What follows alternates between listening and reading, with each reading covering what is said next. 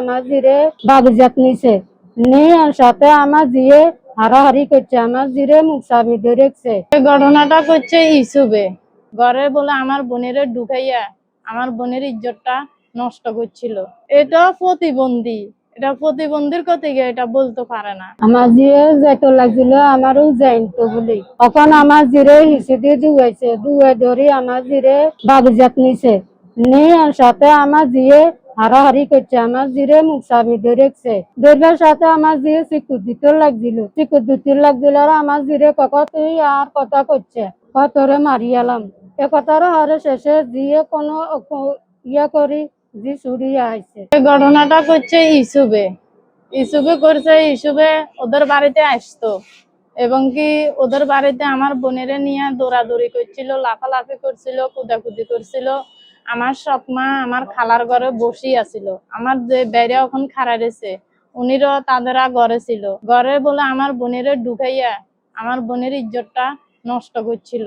এটা প্রতিবন্ধীর কথা এটা বলতে পারে না। আমরা আজকে নোয়াখালী জেলার কবিরহাট থানার ৬ নং দানশালিক ইউনিয়নের খাসমন্ডলী গ্রামের বিধবা মহিলা জাহানারা বেগমকে বাদী করে বিজ্ঞ নোয়াখালী নারী ও শিশু নির্যাতন দমন ট্রাইব্যুনাল 2-তে একটা মামলা দাখিল করি। বিজ্ঞ আদালত বাদীর জবানবন্দি শুনেন এবং বাদীর বুদ্ধি প্রতিবন্ধী কন্যা রোকসানা আক্তারের জবানবন্দি শুনেন, আমাদের সাবমিশন শুনেন এবং আমাদের দাখিলি কাগজপত্র দেখেন, পর্যালোচনা করেন। বিজ্ঞ আদালত সন্তুষ্ট হইয়া আমাদের নারী ও শিশু নির্যাতন দমন আইন 2003-এর সংশোধনী 2026-এর 9-1 ধারায় মামলাটা গ্রহণ করেন। মামলাটা গ্রহণ করে বিজ্ঞ আদালত মামলাটা স্থানীয় কবিরহাট থানায় তদন্তের আদেশ দেন এবং একই সাথে ভিকটিমের মেডিকেল পরীক্ষা করার জন্য, স্বাস্থ্য পরীক্ষা করার জন্য আদেশ দেন। আমরা বিজ্ঞ আদালতকে সন্তুষ্ট করতে পারছি।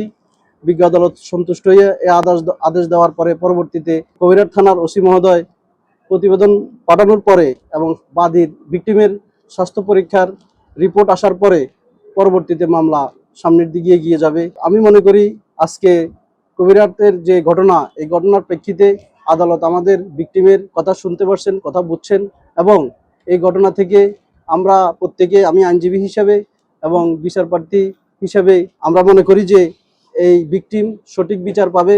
সঠিকভাবে কবিরহাট থানা তদন্ত করে এই ঘটনার সাথে যারা জড়িত, একটা বুদ্ধি প্রতিবন্ধী 21 বছর বয়স হলেও সে নিজের এবং পরিবারের অধিকার কি, নিজের শরীর ও সম্পত্তির অধিকার কি, এগুলো সে রক্ষা করতে পারে না।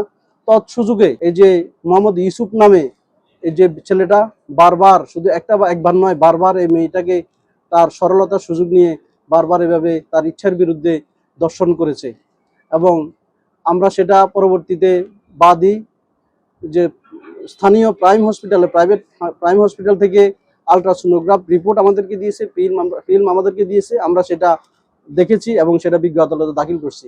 সব মিলাই বাদীর জবানবন্দি, ভিকটিমের জবানবন্দি, আমাদের দাখিলি কাগজপত্র দেখে বিজ্ঞ আদালত কবিরহাট থানাকে তদন্তের আদেশ দিয়েছেন এবং ভিকটিমের মেডিকেল পরীক্ষা করার জন্য আদেশ দিয়েছেন।